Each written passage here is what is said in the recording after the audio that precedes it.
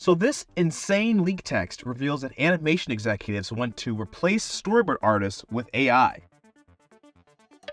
Welcome back to Animation Hustle. Today we are diving into the world of AI and animation.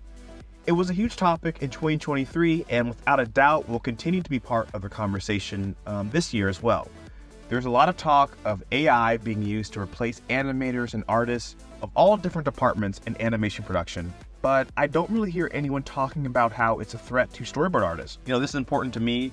I do storyboards, a lot of my friends do storyboards, and a lot of people want to get into storyboarding when they get into animation.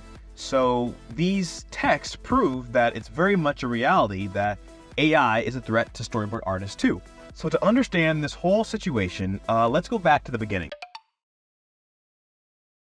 So one of the pioneers of storyboarding was actually Walt Disney himself. In the early 20th century, animators faced these unique challenges of having to visualize complex narratives. So enter the storyboard. A storyboard is a sequence of drawings outlining the key scenes and actions, providing the blueprint for the animation process. So in the 1930s, Disney artists like Webb Smith and Joe Grant developed the first storyboards for animated films like Snow White and Fantasia. These early storyboards allowed animators to plan the flow of the story, pacing, and character expressions in a visual format. Disney's dedication to storytelling through visuals influenced generations of animators, setting the standard for the industry. So let's fast forward to the late 20th century, and animators in the industry experienced a digital revolution. This is when the advent of computer technology changed how storyboards were made. Traditional hand-drawn storyboards gave way to digital storyboards. Digital storyboarding is more efficient, more flexible, and allowed animators to experiment with scenes and camera angles and have effects.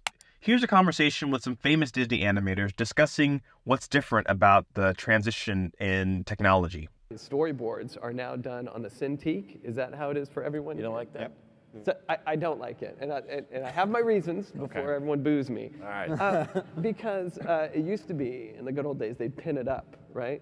And you'd see it all there, and then the person who's pitching the boards is kind of doing a performance in front of a group of people and pitching with it's what's known as a stick, a pitch and stick. And they'd point to their boards and they'd pitch it, and you do the voices and get to the end. And it was just easy to look at all of it there and like get a feel for the storytelling. And now the artist, the room is dark, the artist is in the back of the room and kind of clicking through their storyboards, right? And inevitably it's like, oh, hold on, oh, that's not supposed to be there, hang on. And it's just like, oh, and I find myself like an old curmudgeon going, I miss the good old days. On the good side of it, I think the story person they feel like they're a little more in control of the rate at which people are looking at it, and so there's a lot of these upsides. It's quick, and they can push a button. You get your lens flare. Yeah. Lens flare on. And you don't have to draw the background over and over, which is what was one of my slowest things. But after they had pitched this sequence, we started talking about a change we wanted to make inside the sequence. And we all got a little bit confused, like, no, that happened after he jumped off the cliff. No, dude, that was before he jumped off it. And we started getting into, let's pin it up so we can see it. And so we had somebody pin them all up on those old-fashioned boards. We got all the boards out. And when we came in the room, we were like, this is amazing. Yeah. I can see the whole thing at once. I spent many years in story at Disney, and I really loved just the interactivity of it. I loved how physical the job was. We'd be standing up on chairs and folding drawings back or tearing them off or frantically scribbling new ideas and pinning them over the old ones. It works your core, too. Exactly. You got a good workout. You gotta go up. And we would be hauling the boards through the hall and lifting them up and getting them ready for pitch mornings at the 6 a.m. meetings with Jeffrey back at Disney. But there was something really exciting about it. It's something that I miss a lot. So as you can see, technology has been used to advance the art form of storyboarding. And of course, it has its pros and cons. So for example, in my interview with Brad Abelson, which you can watch here, he talks about how he was the first storyboard artist on The Simpsons to use digital processes to help get his episodes done. And it was controversial, but there was also some pros artistically that he really enjoyed. For the whole industry, but Simpsons was one of the first shows to start with it, was being able to make your own animatics or rough animatics. It was a little controversial when it first happened, because we were first given the software, Storyboard Pro, and told, you don't mess with the timing or the timeline, just draw on it. You use it to draw your panels.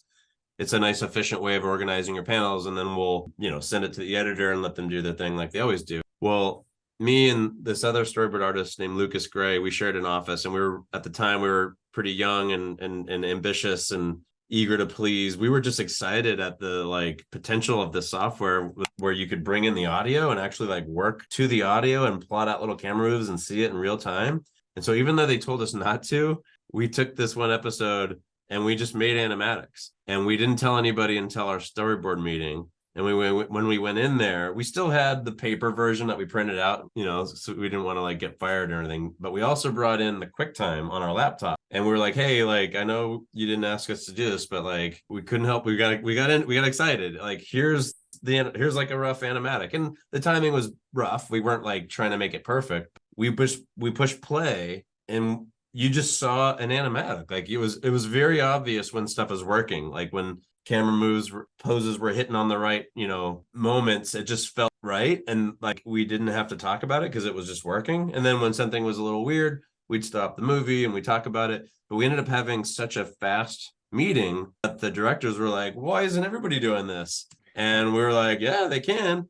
And then we had a big meeting with all the storyboard artists, where the directors were like, so from now on, we want you guys to do what Brad and Lucas just did, make your own animatics. And all the other storyboard artists were pissed. They're like, what? We're not being paid to be editors. We're not being paid to be timers. We're not getting extra time. What the hell? And we made enemies very quickly with the rest of the storyboard artists. And we were like, well, we weren't trying to be rebels or anything. We just it just creatively unlocked so much for us, so much potential for us to feel like we were filmmakers. But it definitely, we made enemies after that. But then it was pretty soon after that not just The Simpsons, but every show just did that. It was inevitable. It was going to happen. Story artists are crucial in translating a narrative idea into visual blueprints. Our skills in sketching scenes, framing shots, and capturing characters' emotions ensures a cohesive and compelling storytelling experience. So why do studios want to replace us? I want to give a shout out to 21 Draw. If you don't know, 21 Draw offers online courses and books on how to be a better artist for students at all skill levels. And all their courses are taught by some of the best artists in the world. You can take classes on character design, animation, background design, even promoting your stuff on social media. It's fantastic. Check out 21 Draw with the link below to help support the channel.